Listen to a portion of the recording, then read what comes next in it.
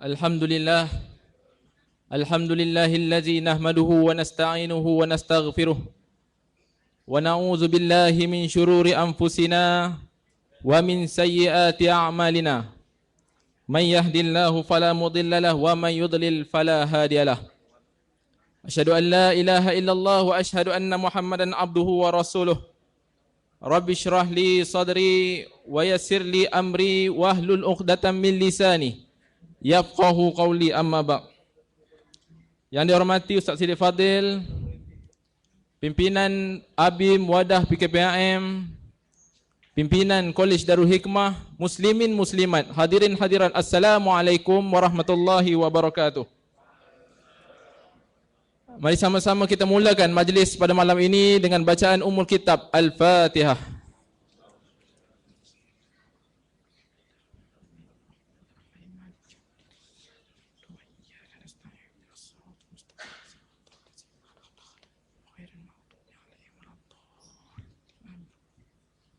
Alhamdulillah, tuan-tuan perempuan, alhamdulillah malam ini dapat sama-sama kita berkumpul sekali lagi dalam melaksanakan, menyempurnakan tafsir maudhu'i kali yang ke-65. Alhamdulillah, sama-sama kita panjatkan rasa syukur kepada Allah Subhanahu wa taala. Allah masih lagi memberi kita kesempatan, Allah masih lagi memberi kita kekuatan, kelapangan untuk sama-sama kita datang untuk memenuhi dewan pada malam ini, untuk sama-sama kita mendengar mutiara-mutiara kata, bicara-bicara ilmu, agar kita tidak terlepas daripada kata-kata seperti yang disabdakan oleh Rasulullah sallallahu alaihi wasallam. Seperti mana yang Rasulullah sallallahu alaihi wasallam kata, jangan jadi orang yang kelima. Kalau kita hadis yang biasa kita dengar, kun aliman au muta'aliman au muhibban wala takun khamisan. Kita nak jadi orang yang cintakan ilmu, kita nak jadi orang yang suka mendengar ilmu, kita nak jadi orang yang semuanya yang berkaitan dengan ilmu. Mudah-mudahan kehadiran kita pada malam ini ada berkatnya, ada rahmatnya daripada Allah Subhanahu wa taala. Tuan-tuan, sebelum saya memulakan majlis pada malam ini, suka kiranya untuk saya ingatkan untuk tuan-tuan dan puan-puan, kita penuhkan ruang-ruang di hadapan, ya. Bagi yang muslimin saya nampak dah agak penuh, mungkin boleh disusun ataupun Rusti dapat sediakan kerusi. Bagi muslimat masih lagi ada saf di hadapan tu. Saf yang paling awal sekali itu tak disediakan untuk VVIP. Jangan risau. Ya, ustaz tak akan tanya soalan. Minta penuhkan. Minta penuhkan saf yang paling di hadapan tu. Minta tolong bergerak untuk kita mulakan secepat mungkin. Boleh muslimat, saya ulang sekali lagi untuk kita penuhkan ruang di hadapan tu. Supaya muslimin kita boleh mengisi ruang di belakang. Baik. Suka juga saya ingatkan untuk tuan-tuan dan perempuan yang bawa anak, minta sama-sama kita jaga anak-anak kita masing-masing supaya keselamatan anak-anak kita pada malam ini terjamin. Dan pastikan juga handphone yang dibawa, pastikan dalam keadaan yang paling sopan di dalam poket masing-masing. Baik, tanpa membuang masa, saya rasa cukuplah. Saya mempersilakan Fadil Ustaz untuk memulakan majlis. Ruang dan waktu dipersilakan.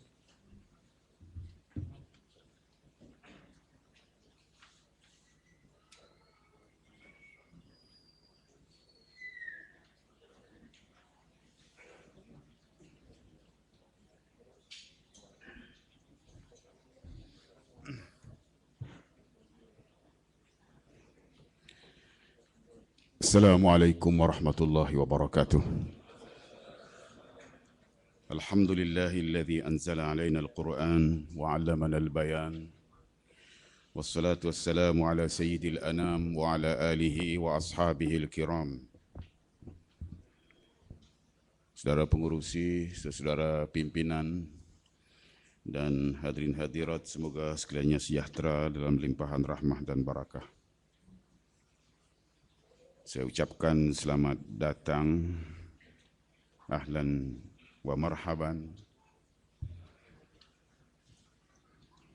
atas kesudian menghadiri kuliah tafsir maudhu'i bagi siri yang ke-65. Dan untuk siri ini saya mengangkat tema tentang janji Allah kepada kaum mukminin yang berjuang. Janji Allah yang berupa kemenangan bersyarat. Jadi untuk saudara para pejuang yang harus diperhatikan dalam konteks ini ialah syarat-syarat yang harus dipenuhi. Sesungguhnya kemenangan itu tidak murah dan tidak mudah. Kemenangan punya syarat-syarat yang harus dipenuhi. Dan karena itu saya mohon kita sekalian dengan segala rendah hati dan rendah diri untuk memerhatikan syarat-syarat kemenangan itu.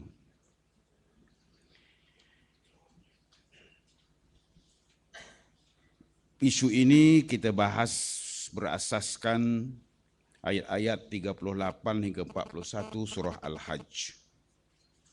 A'udzu billahi minasyaitonir rajim. Bismillahirrahmanirrahim. Innallaha yudafi'u 'anil ladzina amanu. Innallaha la yuhibbu kulla khawanin kafur. Udzina lil ladzina yuqataluna bi annahum zulimu wa innallaha 'ala nasrihim laqadir. الذين أخرجوا من ديارهم بغير حق إلا أن يقولوا ربنا الله ولولا دفع الله الناس بعضهم ببعض لهدمت صوامع وبيع وصلوات ومساجد يذكر فيها اسم الله كثيرا ولينصرن الله من ينصره إن الله لقوي عزيز الذين إن مكناهم في الأرض أقاموا الصلاة وآتوا الزكاة وأمروا بالمعروف ونهوا عن المنكر ولله عاقبة الأمور صدق الله العظيم. Antara yang terkandung dalam ayat-ayat ini ialah izin berperang dan justifikasi peperangan.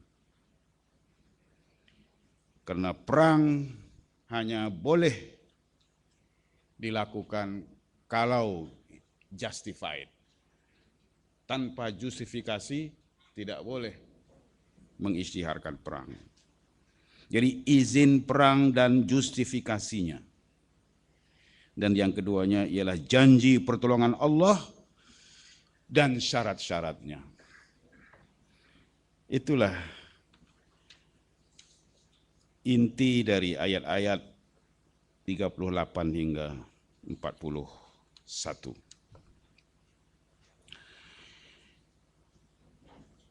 Sebelum kita lihat ayat demi ayat, barangkali bermanfaat kita melihat latar penurunan ayat. Bahwa ayat-ayat ini diturunkan di Madinah. Tetapi ia dilatari oleh suasana Makkah. Ketika masih di Makkah sebelum hijrah, umat Islam menjadi golongan minoriti yang lemah ditindas dan dianiaya oleh kaum Quraisy. Kebuasan kaum musyrikin itu semakin hari semakin menjadi-jadi. Mereka menghalang siapa saja daripada menganut Islam, mengganggu umat Islam beribadah, malah telah begitu leluasa melukai dan mencederakan mereka sehingga ada yang mati terdera. Rasulullah SAW sendiri tidak terkecuali dari disakiti dengan pelbagai bentuk penganiayaan. Kenangan pahit zaman Makkah itu diabadikan dalam surah Al-Anfal ayat 26. Wadhkuru idh antum qalilum mustad'afuna fil ardi takhafuna an yatakhattafakumun nas. Hinggalah ke akhirnya. Dan ingatlah ketika kamu masih berjumlah sedikit lagi tertindas di bumi Makkah. Dan kamu takut orang-orang Makkah akan menculik kamu. Selama di Makkah mereka hidup dalam ketakutan. Sewaktu-waktu mereka boleh diculik, disambar oleh pengganas-pengganas dan samsing-samsing Quraisy. Betapapun keinginan mereka untuk bertindak balas, Ya, selemah manapun mereka, tapi bila penganiayaan sudah keterlaluan, timbul juga keinginan untuk membalas sejadi-jadinya. Gitu. Selemah-lemah katak puru, bila dijolok-jolok, bangkit dia. Apalagi manusia. Sampai dia tak sadar bahwa dia itu sebenarnya cuma katak.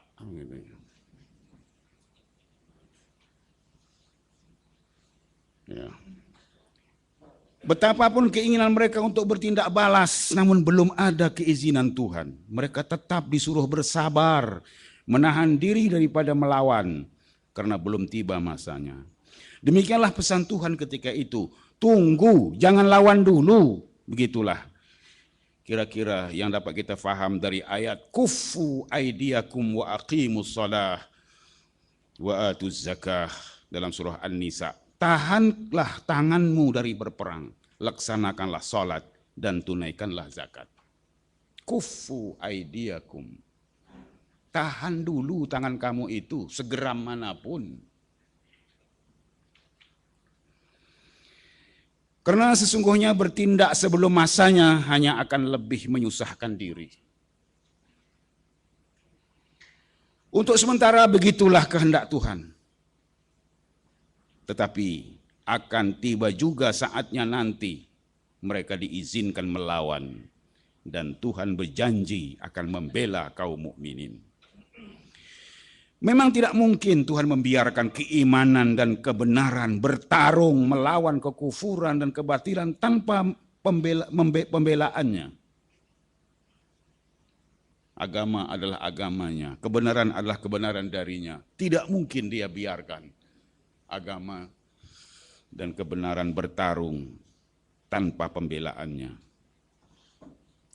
Tuhan Maha mengetahui kekuatan dan kelemahan jiwa manusia.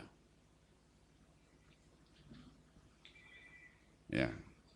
Karena itu mereka tidak cuma disuruh berperang dan diizinkan berperang, tapi disertai keizinan itu dengan jaminan pertolongan. Karena Tuhan tahu manusia ini sekuat manapun imannya, kadang-kadang dia lemah.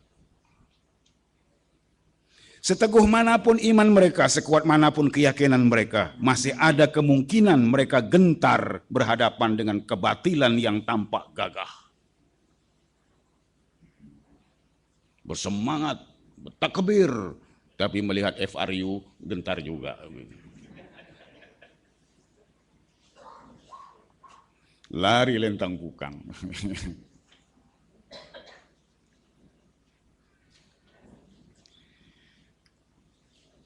Ya, gentar berhadapan dengan kebatilan yang tampak gagah.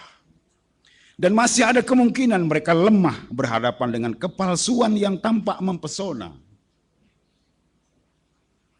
Karena itu, sebelum mereka diizinkan mengangkat senjata, Tuhan mengumumkan komitmen pembelaannya. Memang Tuhan tidak menghendaki kaum mukminin tertindas dan terdera. Kecuali hanya untuk sementara. Selama tempoh bersiap untuk melawan, sementara bersedia untuk berjuang dan berjihad. Pengumuman pembelaan ilahi itulah yang termuat dalam ayat 38. Innallaha yudafi'u 'anil ladzina amanu, innallaha la yuhibbu kulla khawanin kafur. Sesungguhnya Allah membela orang-orang yang beriman. Itulah janji pembelaan. Janji pembelaan yang memakai kata yudafi'u. Innallaha yudafi'u. Memakai kata yudafi'u. Sirah mufa'alah. Imma lil mubalaghah fi daf'i. Au lid dilalati ala takarrurihi. Menggunakan kata yudafi'u dalam bentuk mufa'alah yang berarti penekanan yang sungguh-sungguh. Suatu jaminan dengan penekanan yang sungguh-sungguh. Jadi kata yudafi'u adalah kata yang sangat forceful.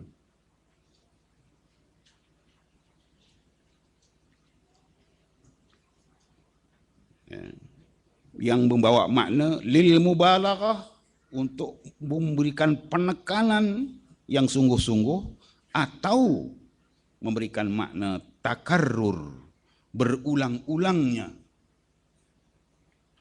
pembelaan itu. Tuhan tidak akan membela cuma sekali, tapi akan terus-menerus membela umat mukminin berkali-kali. Takarrur itu yang terkandung dalam makna yudafi'u, kata yang sangat forceful itu tadi. Ya, janji pembelaan yang disertai pernyataan kebencian Tuhan terhadap mereka yang bersifat khianat dan kufur. Jadi tidak cuma janji membela, tapi disertai dengan pernyataan bencinya Tuhan terhadap mereka yang khianat dan kufur.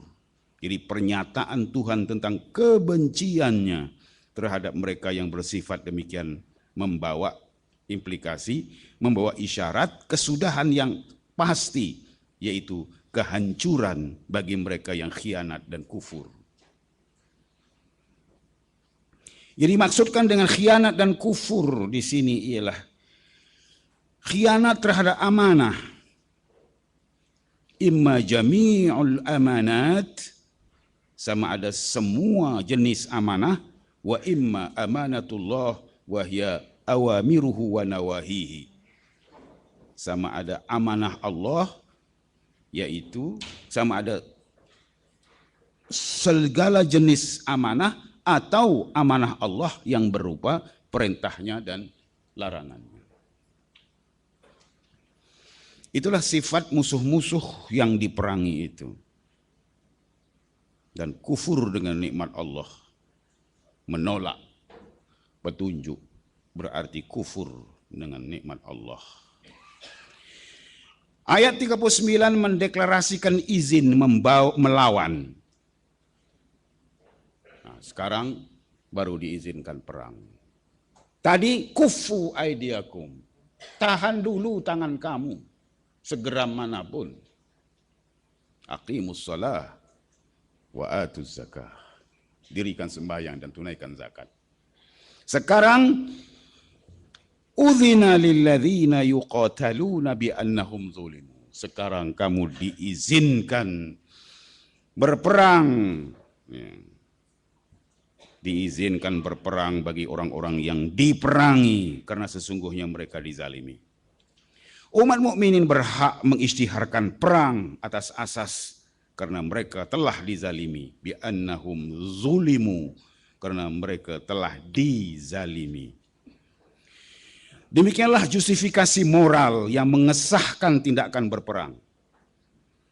Kaum mukminin bukan pihak yang menceroboh, tapi sebaliknya, merekalah pihak yang diceroboh dan dizalimi. Memang itulah hakikatnya. Kaum musyrikin Makkah telah mendera orang-orang beriman, termasuk Nabi SAW sendiri, sehingga memaksa junjungan berhijrah meninggalkan kampung halaman yang sangat dicintai.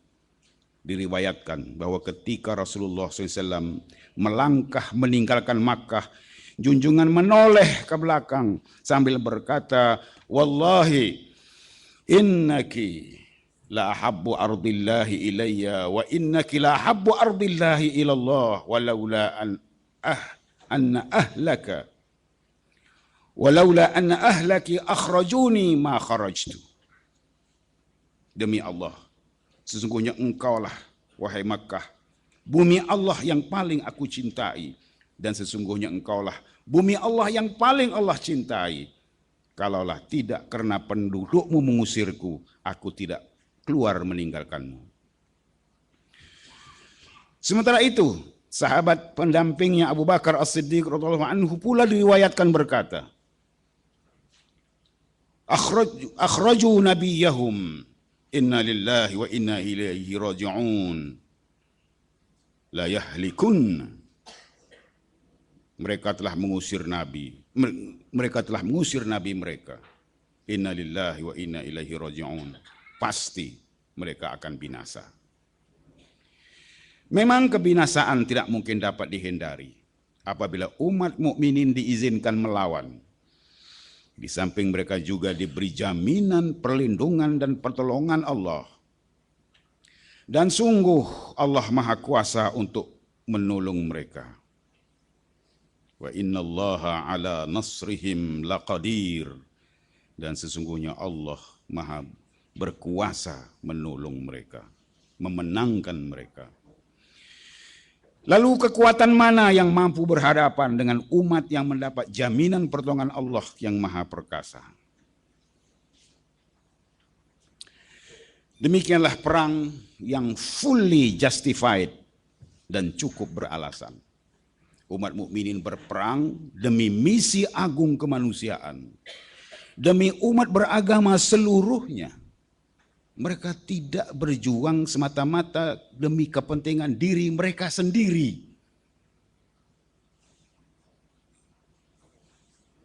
Mereka tidak berjuang demi kepentingan kaum atau ras, tapi demi misi agung kemanusiaan, demi umat beragama seluruhnya, tidak cuma demi umat Islam, tapi umat beragama seluruhnya. Demi kebebasan berakidah dan kebebasan beribadah. Selain itu, mereka juga bangkit demi hak kaum teraniaya untuk bertindak balas membela diri.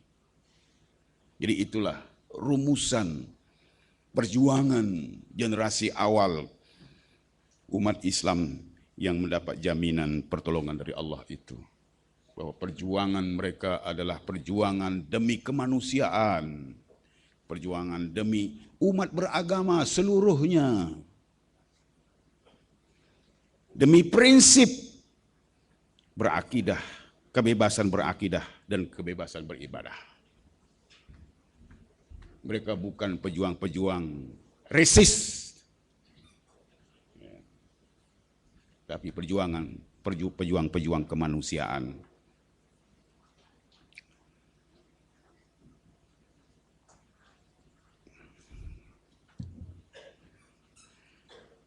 Justru mereka telah dizalimi dengan pengusiran dari kampung halaman sendiri, tanpa alasan selain karena mereka berkata, Tuhan kami ialah Allah. Mereka diusir dari kampung halaman sendiri, for no reason other than that they worship the one true God. Illa an yaqulu Rabbuna Allah. Tuhan kami ialah Allah. Kata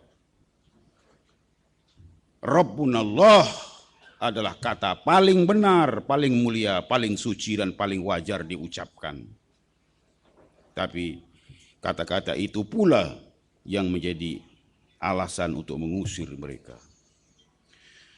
Mengusir orang semata-mata karena pendirian yang diekspresikan lewat kata-kata tersebut jelas suatu kezaliman yang mutlak tanpa ragu, beyond reasonable doubt. Mereka diusir semata-mata karena akidah, bukan karena sebab-sebab lain yang melibatkan kepentingan pribadi atau perebutan harta duniawi. Peperangan bagi umat mukminin adalah murni demi prinsip asasi bahwa akidah wajib dilindungi dan dipertahankan. Kebebasan akidah dan kebebasan ibadah adalah prinsip yang kudus dan karenanya harus sentiasa dihormati dan didaulatkan. Segala bentuk pencabulan terhadap prinsip tersebut harus dilawan, termasuk dengan perlawanan bersenjata di medan perang. Inilah yang namanya sunnatud tadafu', sunnah Allah dalam mempertarungkan sesama manusia. Walaula daf'ullahin nasa ba'dahum bi ba'din lahuddimat sawami'u wa bi'un wa salawatun wa masajidu yuzkaru fiha ismullahi katsira.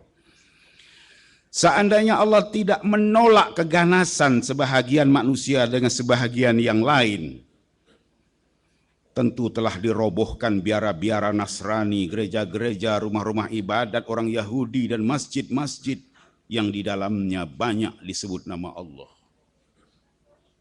Jadi yang dipertahankan oleh umat Islam ketika itu bukan cuma masjid, tapi rumah-rumah ibadat yang lain juga, demi prinsip kebebasan berakidah dan kebebasan beribadah.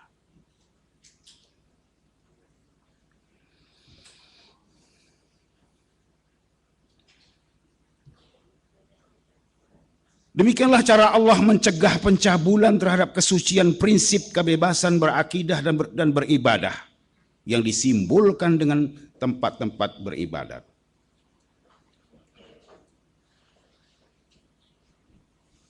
Yaitu dengan membangkitkan kaum mukminin, memerangi golongan yang sewenang-wenang mencabul prinsip tersebut.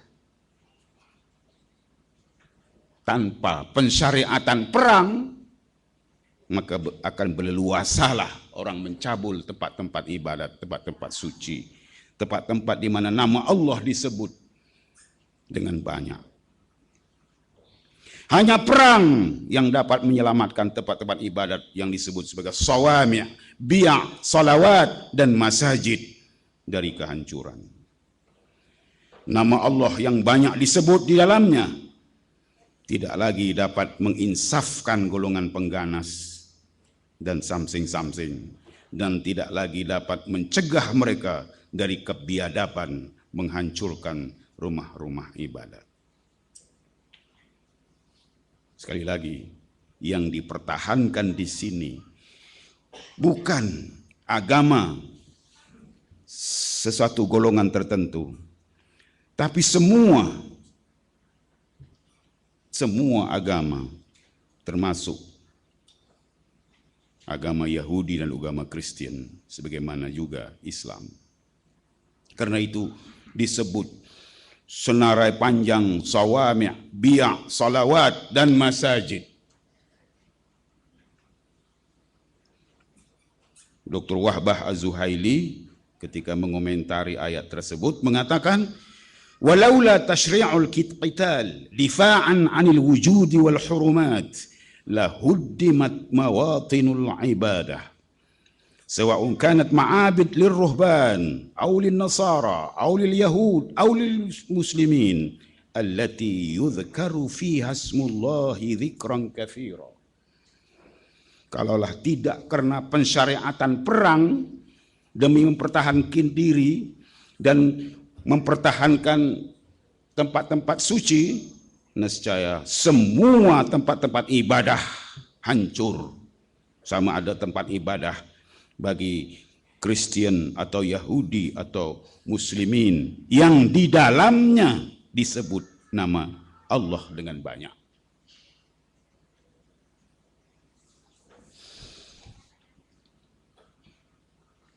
Umat mukminin harus berperang demi agama. Dan mujurnya umat ini ketika diizinkan berperang, maka ayat izin berperang itu diawali dengan jaminan pembelaan dan pertolongan Tuhan terhadap mereka.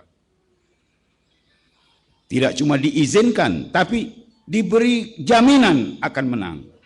Ini berarti mereka yang dibela dan ditolong Tuhan pasti akan menang, karena Tuhan Maha berkuasa memenangkan mereka. Persoalannya, jika memang demikian, jika memang Allah Maha berkuasa menolong orang-orang mukmin, wa innallaha ala nasrihim laqadir, lalu untuk apa diizinkan perang? Dan untuk apa diwajibkan berjihad?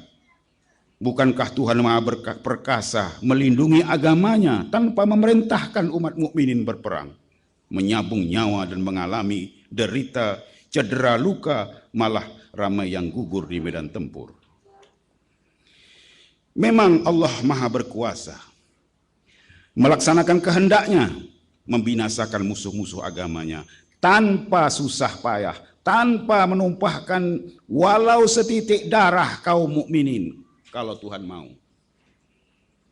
Kalau Tuhan mau, Tuhan tak payah suruh orang Islam perang.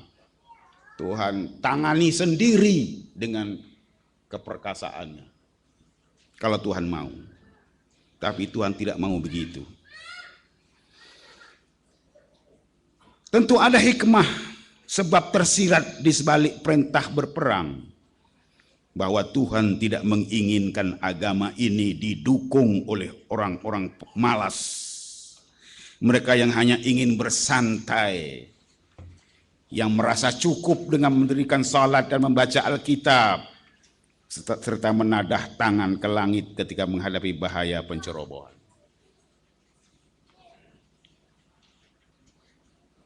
Tuhan tidak menghendaki pendukung agama ini kualitinya seperti itu.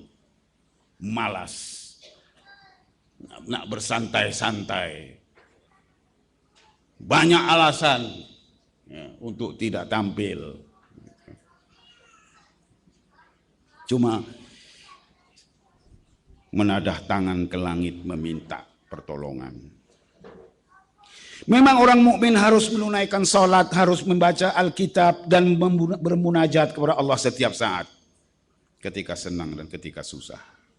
Tetapi ibadat-ibadat tersebut semata-mata belum cukup melayakkan mereka menjadi pendukung agama Allah. Kalau cuma rajin sembahyang, rajin puasa, belum cukup. Belum memenuhi syarat untuk menjadi pendukung agama Allah. Karena yang namanya pendukung agama Allah itu harus kuat. Harus punya daya lawan yang tinggi. Harus cergas, harus berani. Apalagi saya coba untuk tidak menggunakan perkataan perkasa.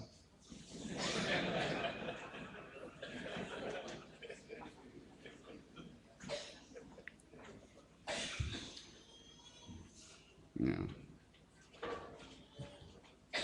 Jadi mereka yang cuma rajin sembahyang dan cuma rajin berpuasa, jangan pikir Anda sudah hebat. Tuhan tidak menghendaki kualiti umat pejuang dan pendukung agamanya ini hanya kuat sembahyang, tapi malas, penakut,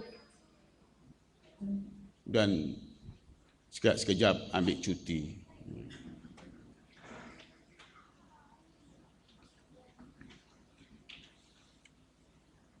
Banyak sangat komplainnya, migrain lah, gout lah, sudah tua lah, dan macam-macam.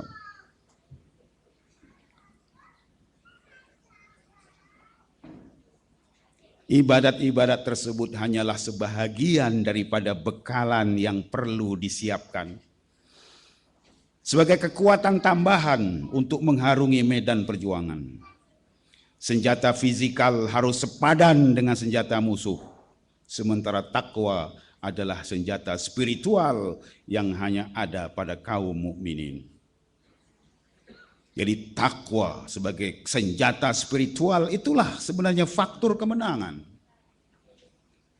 Sebab dari segi faktor-faktor lain hampir sama, senjata sama jenisnya.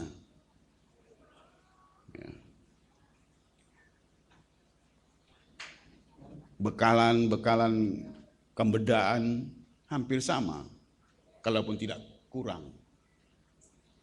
Lalu kemenangan kita di mana? Kemenangan kita di takwa. Kalau itu pun kita tidak ada, maka lambat lagi lah janji Tuhan akan terlaksana. Karena Tuhan masih akan menunggu sampai umat Islam memenuhi syaratnya.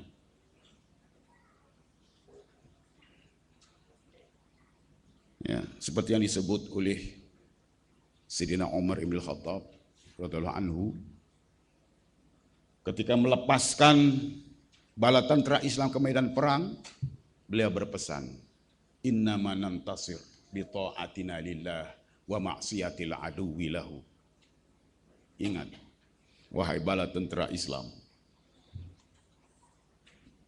bahwa kita menggunakan senjata yang mereka juga gunakan. Senjata sama brandnya. Cuma kita hanya boleh menang innama nantasir bi ta'atina lillah. Kita hanya boleh menang dengan ketaatan kita kepada Allah dan kemaksiatan mereka terhadap Allah.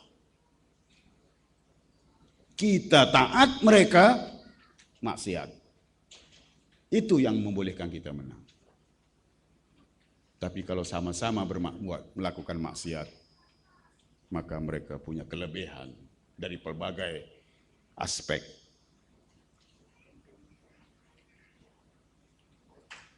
Demikianlah kehendak Allah, bahwa pembelaan dan pertolongannya tersalur menerusi daya lawan kaum mukminin. Hanya dengan kemampuan bertarung di medan perang, segala potensi kekuatan terpendam yang mereka miliki akan tumbuh perkasa dan sempurna. Tuhan menghendaki agar para pendukung agamanya memaksimumkan seluruh kekuatan yang dikurniakannya kepada mereka. Sesungguhnya misi penyiaran dan pendaulatan agama Allah adalah amat berat yang hanya dapat dipikul oleh yang kuat, umat yang berdaya juang, yang terbena dalam keperitan rebah bangun di kancah pertarungan. Jadi amanah melaksanakan agama Allah ini tidak akan terlaksana di tangan mereka yang hanya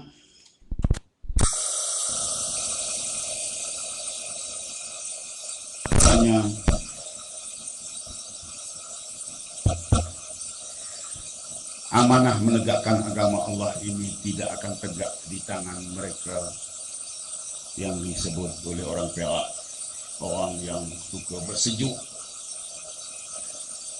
di bilik-bilik berhawa dingin.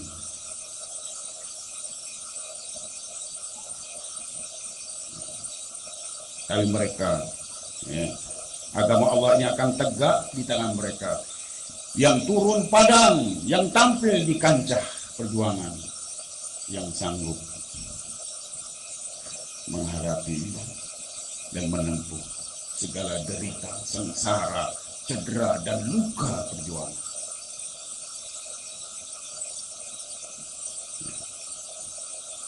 Karena itu kekuatan tentara Islam di zaman silam tidak sangat karena training college ketenteraan misalnya. Mereka tak ada pun college tentera, maktab tentera di Madinah.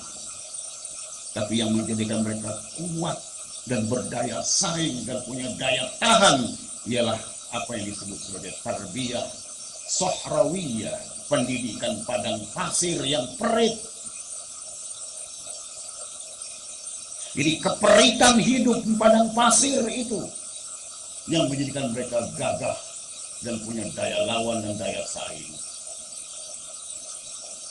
Saya tidak tahu kualiti pejuang-pejuang dakwah masa kini yang lebih banyak menghabiskan masa di kamar-kamar berhawa dingin dan takut berpanas dan tak sanggup untuk bersusah payah.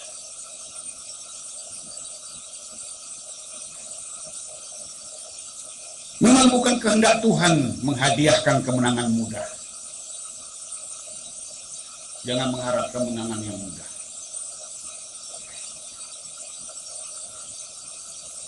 Jangan mengharap kemenangan yang mudah. Justru kemenangan mudah dan segera yang dihadiahkan tanpa susah payah kepada orang-orang yang berbudaya santai tidak akan meledakkan kekuatan terpendam di pedalaman diri mereka. Selain itu, kemenangan segera dan mudah akan segera dan mudah pula hilangnya, karena ia akan dirasakan sebagai sesuatu yang murah, dapat diraih tanpa membayarnya dengan pengorbanan yang mahal. Kemenangan segera dan mudah juga tidak akan kekal lama. karena ia tidak akan mampu dipertahankan oleh mereka yang tidak terlatih dan teruji dalam hempas pulas perjuangan.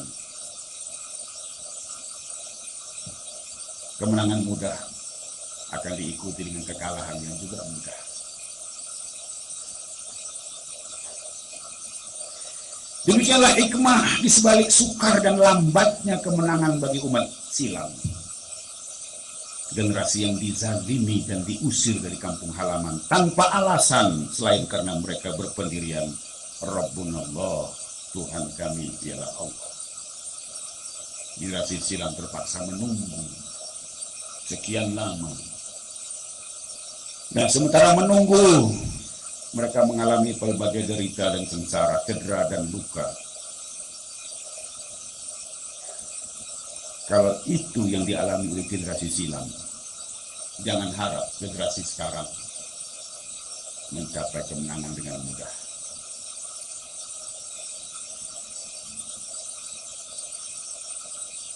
Karena itu, kemenangan selalu tertangguh.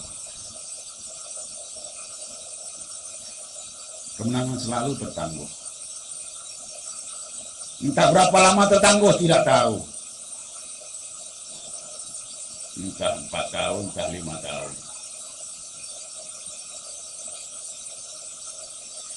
Dalam tafsir Az-Zilalnya, Said Qutb menyenaraikan kemungkinan-kemungkinan yang menyebabkan tertangguhnya kemenangan bagi kaum mukminin. Mengapa kemenangan kadang-kadang atau seringkali tertangguh? Kita sangat mengharap untuk mencapai kemenangan secepat-cepatnya. Kesana sini kita menjerit, ini kalilah.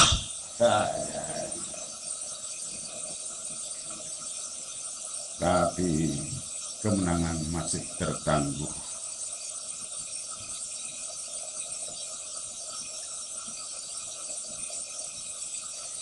Antara yang disebut oleh Said Qutb, kemenangan tertangguh karena persediaan umat mukminin belum cukup matang.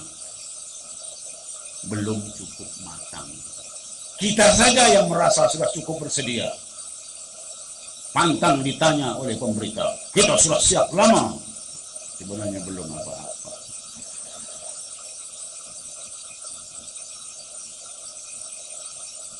Ya, persediaan umat mukminin belum cukup matang, belum cukup siap, dan belum maksimum. Sehingga andainya diberi kemenangan ketika itu, dalam keadaan tak siap dan tak bersedia itu menang juga, kemenangan itu tidak akan bertahan lama. Karena mereka tidak akan mampu mempertahankannya.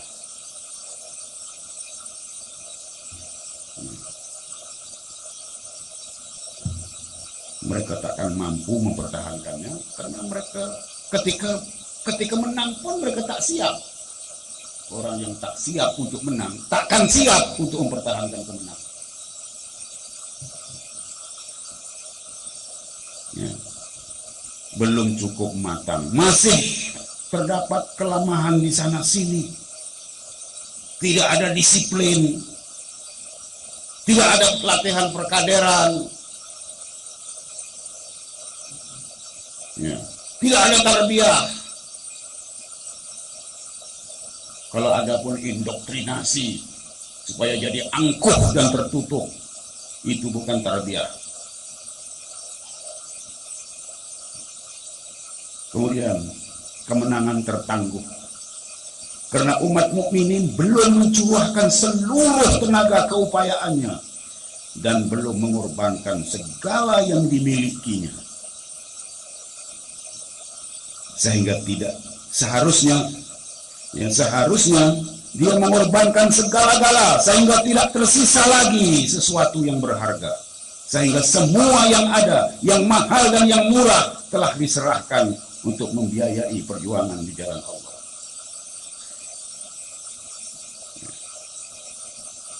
Kita belum berhabis-habisan. Kita belum berhabis-habisan. Masih banyak reserve lagi. Yang kita hulurkan untuk biaya perjuangan itu hanya entah berapa persen dari sekian banyak jumlah simpanannya di bank. Kalau nak sign check tu fikir 10 kali. Ya. Tak banyak sangat kan ni. Takut terbanyak.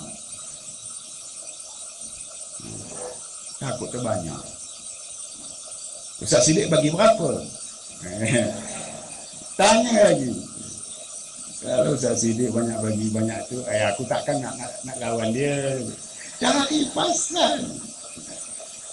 Cari pasal nak bagi sikit. Tak boleh lah lawan bos. Dia bagi kurang. Wah, pendapatan dia berpuluh-puluh kali ganda lebih banyak dari saya. Kita belum berhabis-habisan. Masih banyak yang kita reserve, kita simpan. Entah untuk apa. Entah untuk apa.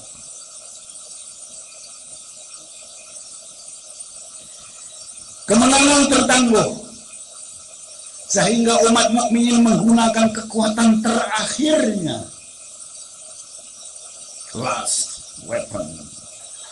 Lalu dengan begitu mereka menginsafi bahwa pertolongan Allah, bahwa tanpa pertolongan Allah kekuatan mereka semata-mata tidak akan membawa kemenangan. Supaya para pejuang mukminin ini tidak merasa bahwa dia cukup kuat.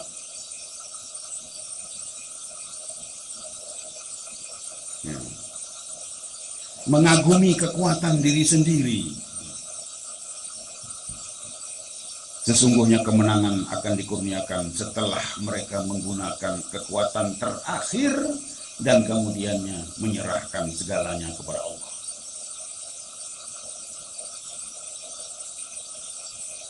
Kita belum menggunakan kekuatan terakhir. Masih banyak yang kita tidak gunakan. Kemenangan tertangguh agar umat mukminin mempereratkan lagi hubungan dengan Allah. Sehingga pada saat menempuh derita perang, mereka benar-benar merasakan bahwa sesungguhnya tidak ada lagi tempat untuk mengadu dan meminta selain hanya Allah yang Maha Esa.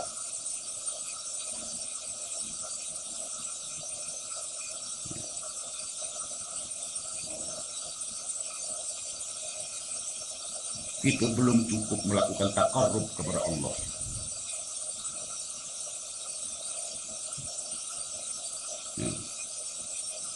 Seharusnya kita melakukan takarrub kepada Allah, menghampirkan diri kepada Allah, sehingga kita betul-betul menginsafi bahwa tidak ada tempat lagi untuk mengadu dan minta tolong selain Allah Subhanahu wa taala. Sehingga kita menyadari bahwa hanya divine intervention saja yang boleh memenangkan kita.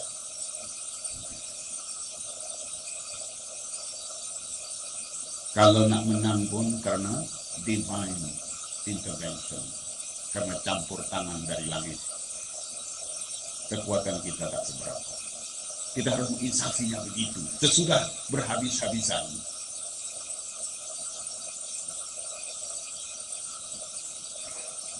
Ya, sehingga hilangnya ketergantungan dengan sesuatu selain Allah. Jadi hubungan kita dengan Allah itu barangkali tidak cukup erat. Kita tidak cukup dekat dengan Allah Subhanahu wa taala. Hubungan erat dengan Allah inilah yang akan menjamin istiqamah mereka nanti apabila Allah berkenan mengurniakan kemenangan. Bahwa mereka tidak akan menyeleweng dari kebenaran, keadilan, dan kebaikan karenanya Allah menangkan mereka. Sehingga nanti andainya ditakdirkan menang, maka kita menginsafi bahwa kemenangan itu semata-mata karena divine intervention, karena campur tangan dari langit.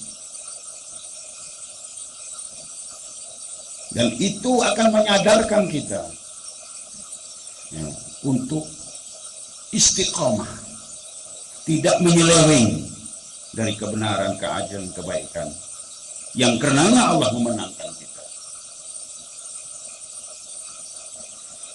Kemenangan tertangguh karena umat mukmin belum benar-benar tulus dalam perjuangan dengan niat murni semata-mata karena Allah dan dakwah agamanya. Entah apa nawaitunya ketika dia masuk ke medan perjuangan. Barangkali kita belum benar-benar tulus dalam perjuangan dengan niat murni semata-mata karena Allah dan dakwah agamanya. Mungkin masih ada dalam kalangan mereka yang berjuang karena motif-motif lain yang tidak murni. Mungkin untuk meraih kepentingan tertentu. Mungkin karena dorongan emosi marah semata-mata. Atau mungkin untuk mencari gelema sebagai jago pertarungan atau lain-lainnya. Ingin dipanggil yang berhormat. Ingin disebut sebagai the giant killer. Karena itu dia pilih lawan yang hebat-hebat.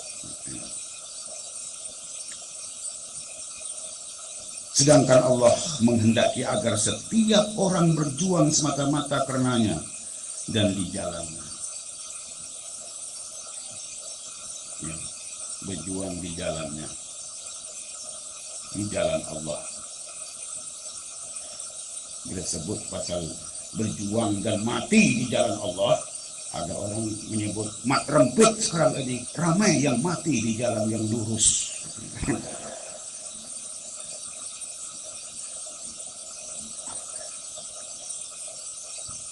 Pada suatu ketika Rasulullah SAW pernah ditanya tentang orang-orang yang berperang karena dorongan gejolak emosi. Seorang lagi berperang untuk mempamerkan keberanian, dan seorang yang lain berperang untuk menonjol-nonjolkan diri. Siapakah di antara mereka yang berjuang di jalan Allah? Rasulullah SAW menjawab, siapa yang berjuang agar kalimat Allah terjulang tinggi, litakuna kalimatullahi hiyal ulya, dialah yang berjuang di jalan Allah. Jadi perjuangan harus didasari niat yang tulus semata-mata karena Allah, demi agamanya, demi dakwah agamanya. Inilah yang memerlukan kita menjalani tarbiyah kerohanian, tarbiyah ruhiyah seintensif mungkin.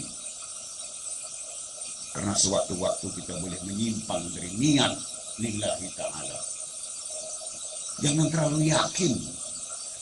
Jangan terlalu yakin diri bahwa kita berjuang selamanya lillahi ta'ala. Sewaktu-waktu dulu kita boleh menyimpang dari niat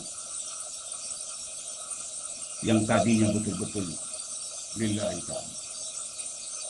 Coba bayangkan mereka yang berjuang bersama Rasulullah SAW dalam perang Uhud misalnya.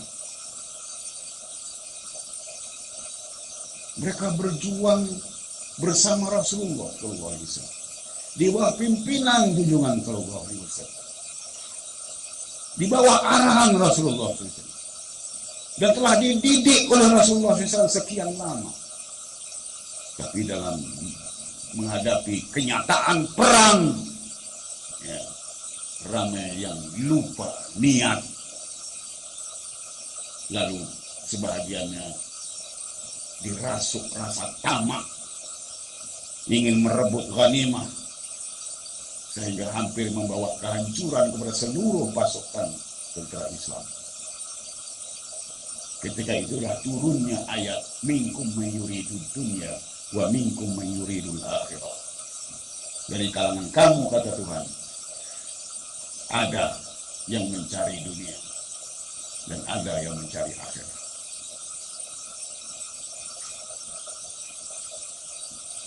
Ibnu Mas'ud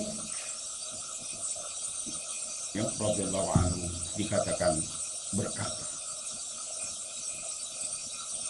tentang ayat ini, tentang ayat Ali Imran, minkum man yuridud dunya wa minkum man yuridul akhirah, di kalangan kamu ada yang mencari dunia dan ada yang mencari akhirat. Dikatakan Ibnu Mas'ud mengatakan, ma kuntu ara anna ahada min ashabi Rasulillah sallallahu alaihi wasallam yuridud dunya. Aku tak terfikir, tak tergambar sama sekali bahwa ada di kalangan sahabat-sahabat Nabi yang mencari dunia. Itu sahabat Nabi. Kata Ibnu Mas'ud, aku tak terfikir, tak tergambar ada di kalangan sahabat-sahabat Nabi yang mencari dunia. Di tengah kancah peperangan jihad fisabilillah. Hatta nuzila fina yauma Uhud. Minkum man yuridu dunya wa minkum man yuridu akhirah. Aku tak tergambar sehinggalah turun ayat minkum man yuridu dunya wa minkum man yuridu akhirah. Di kalangan kamu ada yang mencari dunia dan ada yang mencari akhirat pada hari Uhud. Turun ayat ini baru dia terduduk dan tersandar. Rupanya memang ada di kalangan sahabat Nabi yang mencari dunia. Di bawah panji-panji perjuangan jihad, di tengah gema Allahu Akbar, mereka mencari dunia. Di bawah pimpinan Nabi sallallahu alaihi wasallam sendiri. Lalu bagaimana? Siapa kita? Lalu siapa kita untuk terlalu merasa yakin bahwa kita berjuang semata-mata karena Allah dan istiqomah dalam semua keadaan. Sewaktu-waktu kita boleh menyimpang, sewaktu-waktu kita boleh menyeleweng. Karena itulah perlunya ya, pendidikan, perlunya tarbiyah bagi seluruh kader perjuangan, terutama sekali tarbiyah rohiyah, tarbiyah kerohanian. Kemenangan tertangguh karena masih ada sisa kebaikan pada pihak musuh yang diperangi. Ya. Yang ada pada musuh adalah keburukan-keburukan dan kemusukan-kemusukan. Tapi mungkin ada masih tersisa sedikit kebaikan.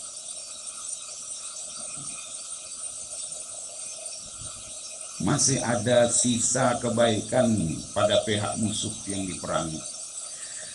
Tuhan menghendaki agar sisa kebaikan itu lenyap sama sekali. Tuhan tangguhkan kemenangan bagi umat Islam, bagi kaum mukminin, sehingga sisa kebaikan yang ada pada musuh itu lenyap sama sekali.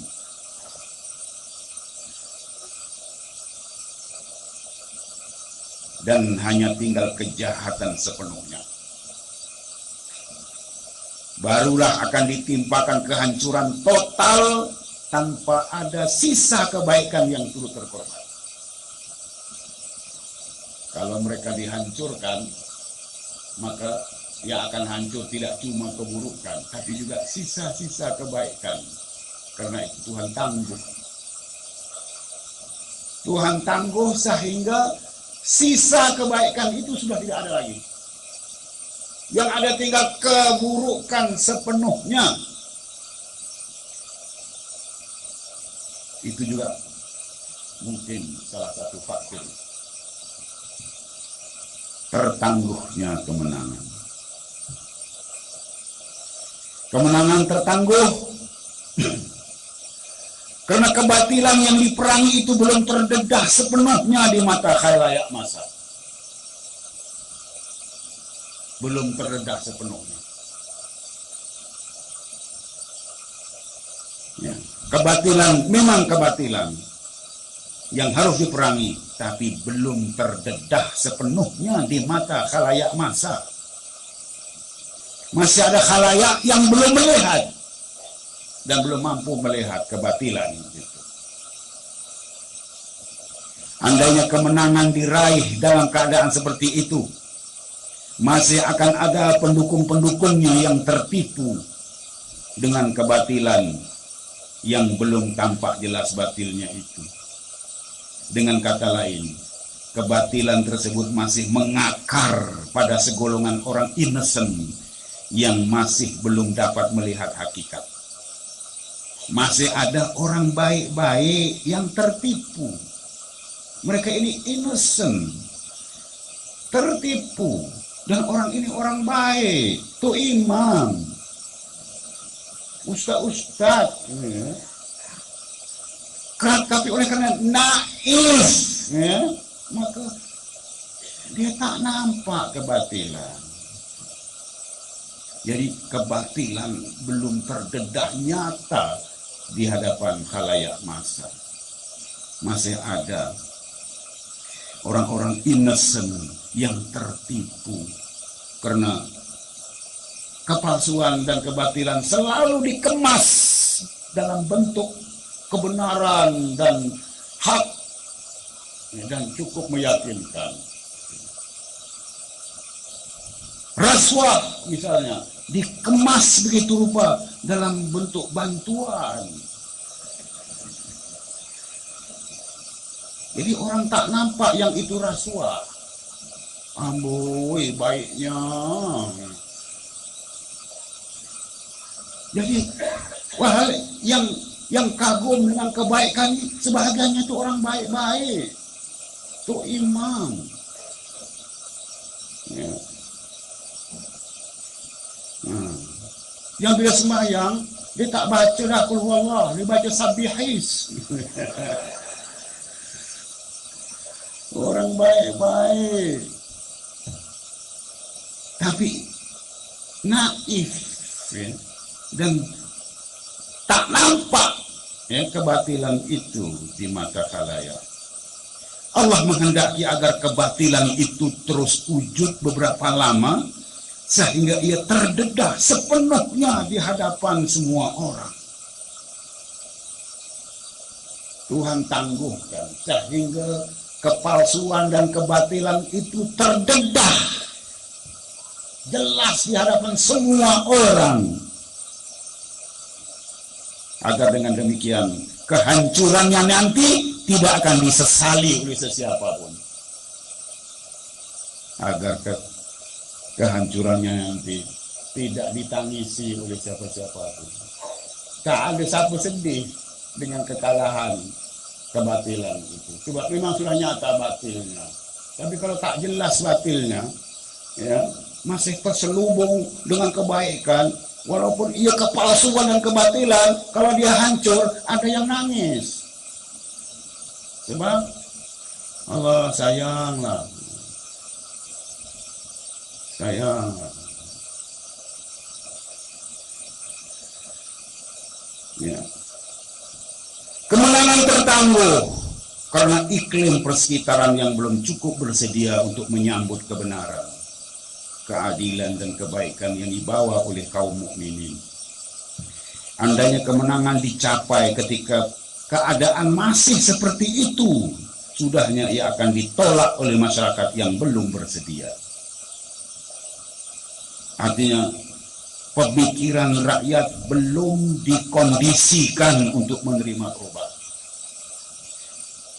Kita saja yang bersemangat meluap-luap perubahan. Tapi rakyat belum terkondisi, pemikiran rakyat belum terkondisi untuk menerima perubahan.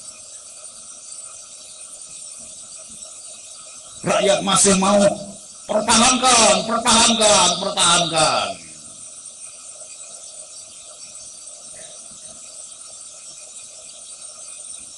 Andainya kemenangan dicapai ketika keadaan masih seperti itu, sudahnya ia akan ditolak oleh masyarakat yang belum bersedia itu.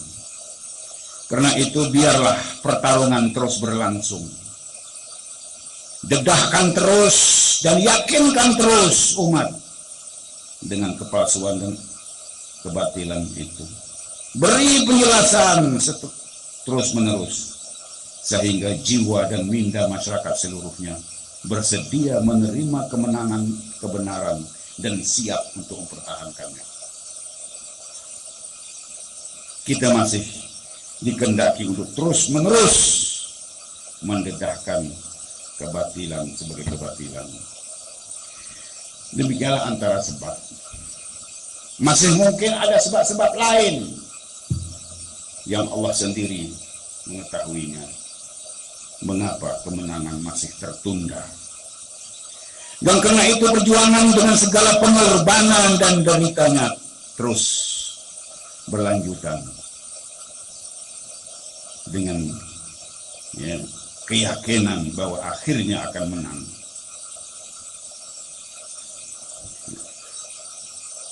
Jadi perjuangan dengan segala pengorbanan dan derita sengsaranya harus terus berlanjutan.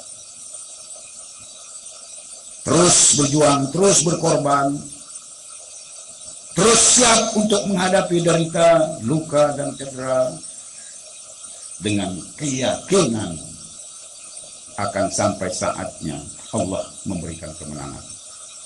Kemenangan hanya tertangguh.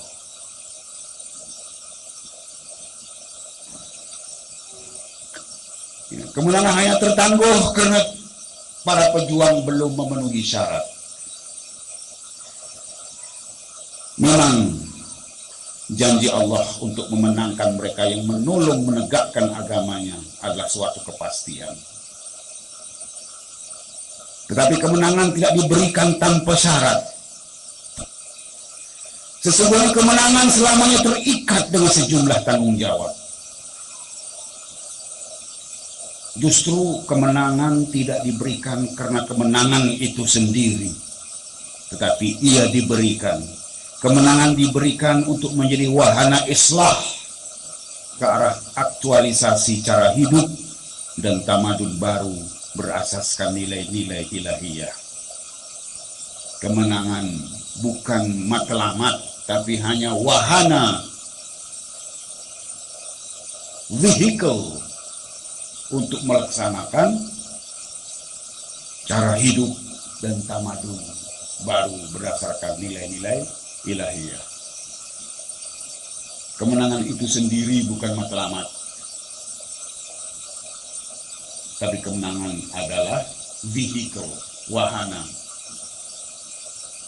untuk matlamat yang lebih jauh, yaitu islah ke arah aktualisasi cara hidup dan tamadun berasaskan nilai-nilai ilahiyah.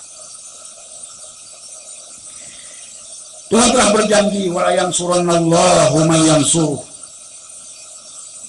Nescaya pasti Allah menolong orang yang menolong menegakkan agamanya.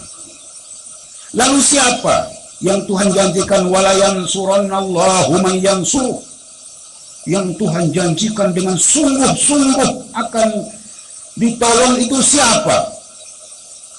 Yang dijanjikan kemenangan ialah mereka yang disebut dalam ayat 41, alladzina immakkannahum fil ardi aqamus shalah wa atawuz zakah wa amaru bil ma'ruf wa nahaw 'anil munkar walillahi 'aqibatul umur. Itulah yang Tuhan janjikan dengan sungguh-sungguh mereka ini pasti akan ditolong, yaitu yang jika kami berikan kedudukan di bumi, mereka melaksanakan sholat, menunaikan zakat, menyuruh berbuat yang ma'ruf, dan mencegah dari yang munkar. Dan kepada Allah kembali segala urusan. Demikianlah 4 syarat kemenangan. 4 syarat kemenangan. Pertama, melaksanakan sholat dalam pengertian mengabdi sepenuh dan setulusnya kepada Allah, mempererat hubungan dengan Allah, dan sentiasa menghadapnya dengan patuh, merendah, dan menyerah. Artinya, perbanyakkan ibadah, melakukan taqarrub kepada Allah.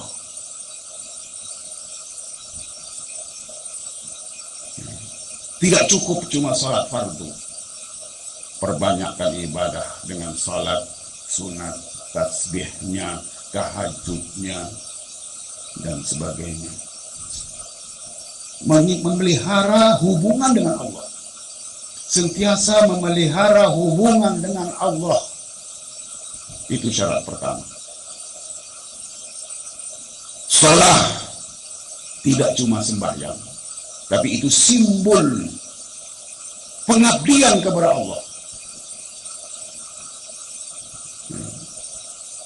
Salat yang kadang-kadang disebut dengan disimbolkannya ruku atau sujud.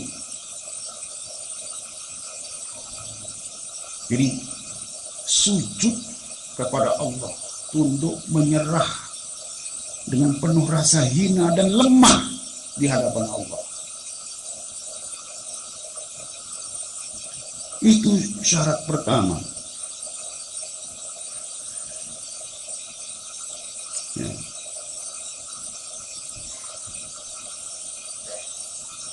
Sembahyang selalu disimbolkan dengan sujud. Tapi sujud kita selalu tidak ikhlas. Ya. Sujud kita selalu tidak ikhlas. Tidak ikhlas bagaimana? Tidak ikhlas karena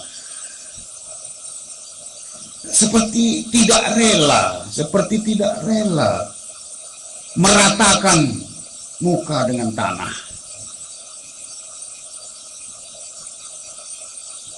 Masih minta lapik sejadah yang tebal.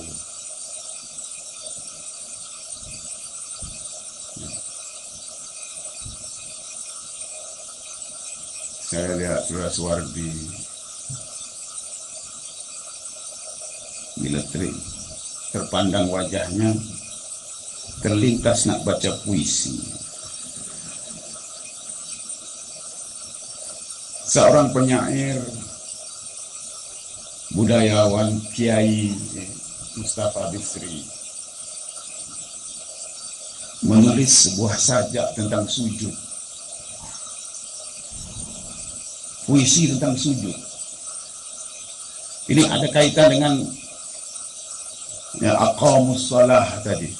Syarat pertama aqamus shalah, dirikan sembahyang. Bukan cuma dirikan dalam arti menunaikan sembahyang. Sebab kalimat yang dipakai adalah